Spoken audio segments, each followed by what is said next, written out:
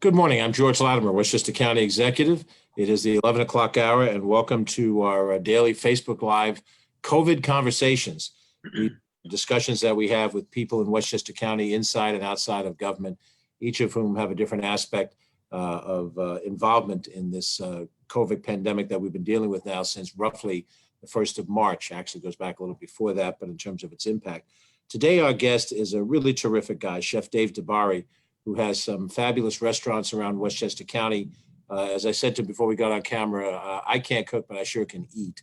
And if you know anything about restaurants in Westchester County, you've been to the Cookery or Eugene's and so forth, then you know about the work that Chef DiBari has put out there. And he's a very thoughtful guy. So Chef, we're happy to have you with us today. Happy to be here. Thank you for the opportunity. I guess the most simple question is you're in the hospitality business, you're a small business owner, restaurants. How are you holding up? Are you, what do you do during this period of pause and sacrifice? Well, I think, to be honest, it's been a major struggle. As most of you know, restaurants in general, especially last 10 years, have been really sort of vulnerable to a lot of changes that don't necessarily benefit us, but it's always been a business where we sort of work on that 5 cents for every dollar type business. We are, especially for the restaurants that, like myself and many of my peers and whatnot, who are not, hugely economically, just sort of gunning for a bottom line. We're there, a small business, doing what we love to do as an artistic expression and helping people and sort of, creating new things and fun things for and evolving within the business. We truly love it. And therefore, it's never been, such a bottom line type business as is, and it never was for us. And sort of now we're in this position where we're forced to think differently when it comes to safety, and when it comes to, not that we haven't practiced always safety protocol all the time, but I'm just saying, it's become a lot more intense on us to try to survive, especially with the levels of business dropping and what's happening and people not coming out. It hasn't gotten any better. But what I will say is that, what I'm seeing across Westchester County, which is very special, is that not ourselves, but all of the restaurants in general are really showing the strength and their creativity and their passion and their will to survive through all of this, reinventing themselves, being as creative as possible, and trying to stay alive with what the government has offered us. It's been great to have support from the SLA and from the local jurisdictions on what we can do to stay alive. So it's, with that help, it's been wonderful. But it is really a struggle. It's a big struggle for us, and we still go day to day wondering what's going to happen tomorrow. We worry about our staff. We worry about ourselves. We worry about our what we've built here. But we know there's something bigger, and we have to deal with that. But it's a struggle. It has not been easy for us at all, personally and business-wise. Well, I think it's interesting too, because there are many businesses that are inward looking, just by either not just only by the type of business, but the personalities of who owns the business and so forth. And then there are individuals, and you're counted in this category, that are outward looking. You think about your employees, you think about your customers, you think about what you can do for other people. That's not universal.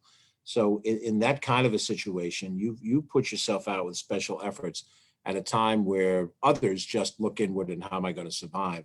Tell us a little bit about some of those initiatives, what you've done to this staff, this family that you've accumulated in this community that you serve. Well, I think those are the things that sort of motivated us then, and now we get to do that even more.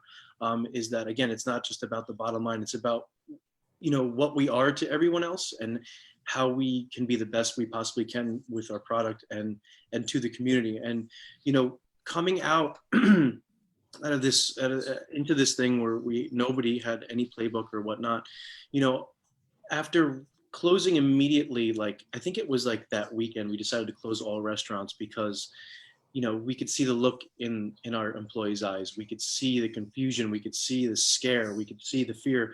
And we just listening to everything that's going on. It was like, okay, let's just shut these things down. Let's forget about business for a minute and let's reset and see what goes on. But shortly after that, not even a week really, at the parlor, we sort of, I looked at my staff and we looked, we sort of talked about what's going to happen. And we saw what was going to happen with hospitals. We saw what was going to happen with people that were going to be in need. The people that were already vulnerable before any of this are now even worse off.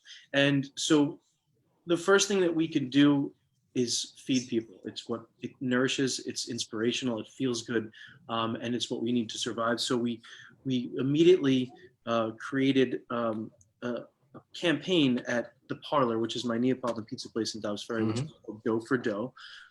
Just a catchy sort of dough for dough, money for pizza. And people were Good marketing. in to donate pizzas every day. And we said, okay, this is our chance. We can feed people. We can keep people employed for however many we can, for as however long we can, by getting donations and feeding these people. And we feel good about doing what we love to do. And there's this energy exchange between the community, the people, the essential workers, and those in need, and us that just keeps us fueled and keep us moving all the time. So it has been a huge success, Dough for Dough. We've had our mobile wood-fired pizza oven outside of St. John's Hospital. We've had them outside of Children's Village, which is a local in Dobbs Ferry. And we've been getting phone calls from, former patients of doctors, people who have survived, nurses, people who have friends and whatnot in certain hospitals. And that just that kept rolling in. Every message we got, yes, we can do this. We can drop off 75. We can drop off 100 pizzas. We can drop off whatever you need, because it felt so good. And then immediately we followed up with a cookery, which is my first restaurant, which was a Neapolitan a soulful sort of Italian gastropub that specializes in pasta. So we rolled out pasta with a purpose with the same donation model. And again, that has been hugely successful and made us feel good about being in this situation. And not only that, but just again, so many other restaurants and their initiatives. I'm sure you've heard of the Million Gallon Challenge, which was 1 million gallons of soup by Eric Korn and Louis Lanza. Fantastic, people in the restaurant business, restaurant owners and chefs. There's also feeding frontline foods, and On the Line, friends of ours in Dobbs Ferry, who are also set up their own initiatives to raise money for not only healthcare heroes, but also essential workers and humanitarian meals, which is exciting. And now we're at the point where we're still doing what we're doing, and we're gunning up to hopefully be ready for business again. And I see that there's things on that are changing right now, and we see a little light at the end of the tunnel. So we're excited. We saw a little light in the governor's comments yesterday, in which he announced happily, but somewhat unexpectedly, that with the phase 2 opening, which is coming Tuesday the 9th, God willing, that he was going to allow for outdoor dining, which is a step in the right direction. It isn't the full answer. And I guess there's going to be all kinds of restrictions that will surround it. But what are some of the things that you need to do to get ready for that, given the different restaurants that you have? We're looking. I guess that's the big thing, is right there's the answers are coming to us as we go along, and no one has the right answer. So I'm excited about having outside seating. I mean, it's beneficial to the restaurants that do have a lot of outside seating. We have very, very minimal, but I think it's a step in the right direction. I would caution everyone to proceed with caution and ease into it. We're looking for every day. We're online looking for guidance from the state on what the needs will be, what safety precautions will we need to put in place, and obviously we're up for any of them outside of what we're already doing. But we're sort of looking for those answers, and we're looking for whatever we need to do to get ready. But we are going to be ready one way or another. And yes, is the outside seating the answer, and will it help us 100%? No, but it gets people out, right? It gets their motivation, and it gets them to slowly ease into it. And I think that's what we all need to do. You're a student of of consumer behavior and just practicality speaking. There's a demand for many of us to go out and eat out once we get the chance. but you also know there's a concern that people are going to have, some people more than others, about how to go out safely and how comfortable they're going to feel. How do you think those two factors, Chef, are going to play once we say, fine, we're open, go get them, consumer? I don't. That's a tough one, and we talk about that every day as well. I feel like there's a part of me that thinks that you know we're a very confident and strong country, and I feel like sometimes we might just sort of rush out and go get it. But if it were me, and I've spent a lot of time thinking about where this is evolving, and where is it changing? Are we actually adapting as a society? Do we are we I actually fear that we might not. Like, we might just sort of really slowly come into this and really think this new way is maybe okay. Maybe we like to stay home and get and take out food. I mean, I know I've been enjoying a little bit of my time at home, and ordering takeout from my favorite restaurants. But I'm uncertain of how it's going to happen, but I will say this: even as a business owner, I would suggest everyone sort of easing into it. I don't want to be back in this position, you know, 6 months from now or 3 months from now, to be very, very honest. So, I do worry about that a restaurant can survive on the amount of people that will be eager to come out or allowed to come out, whether it be 25% or 50% occupancy. It's not the best scenario for us. Right. So I'm unsure. I do know that we've been getting a lot of support, local support from, and I would ask that everyone continue to support our local restaurants, all of our local restaurants, in takeout and to go. And hopefully, if that's the route we're going to be, and we can build something that is economical and benefits everyone, we're going to keep working on it and stay alive as much as we can.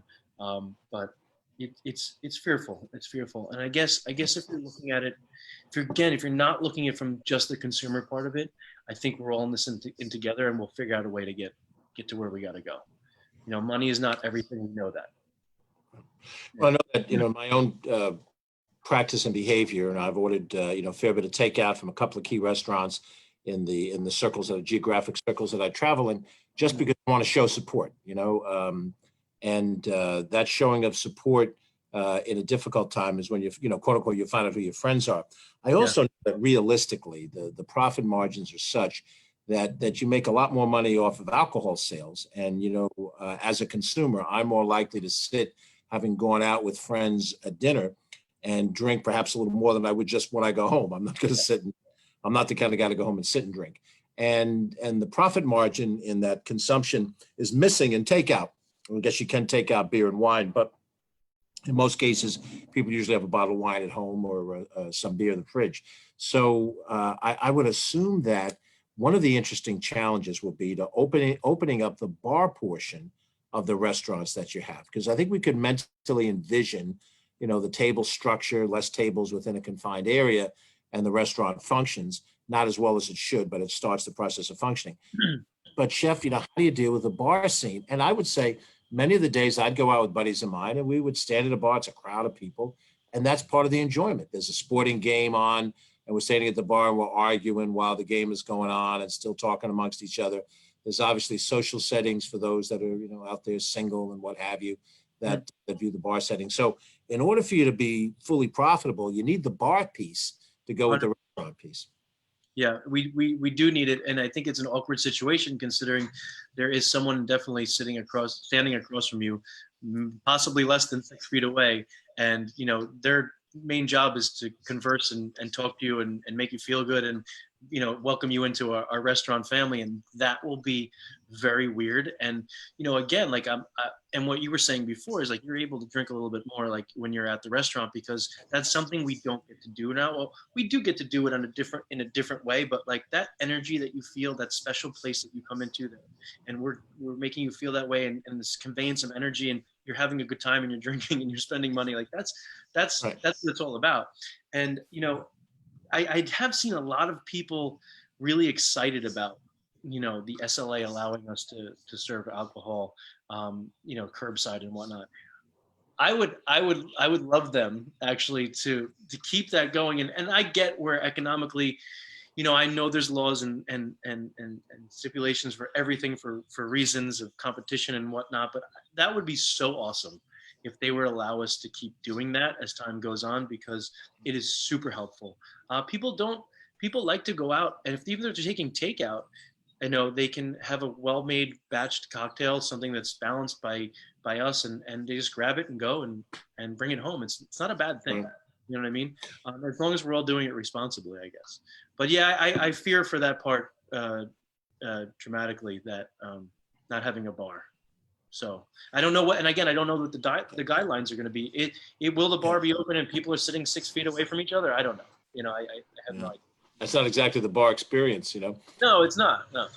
Yeah. One of the things that I've seen, I was on a Chamber of Commerce call the other day in one particular community, and I've been on a number of them, where at least the local officials, the municipal officials that control certain elements of zoning about outdoor service are understanding that they want to be flexible. I heard, an elected mayor and elected council member saying, and there are restaurateurs on the chamber that were part of the conversation as well.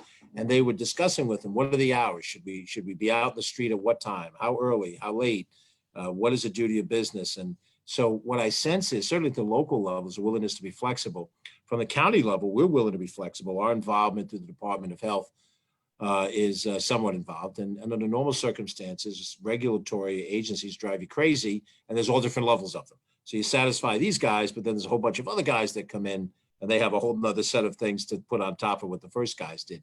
But I think a lot of this will stem from whether or not we at the county and the local level can impress upon the state that we've got to give restaurants an opportunity to not just to function at some level, but to catch up for the money that was lost, and sort of bend the other way to both accommodate the demand that's been pent up, and then also to try to make a couple extra bucks. I'll give you the example I have is so we have certain things that are closed, and then when we open them up late. Well, we can't make enough money operating normally, opening late, to compensate for the weeks that we weren't open at all.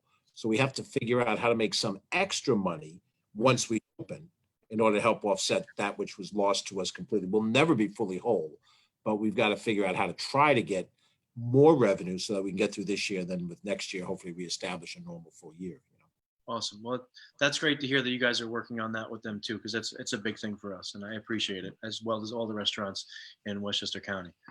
So, well, any parting words that you have on behalf of the people who work with your family and do such a great job providing such a great service out there for us?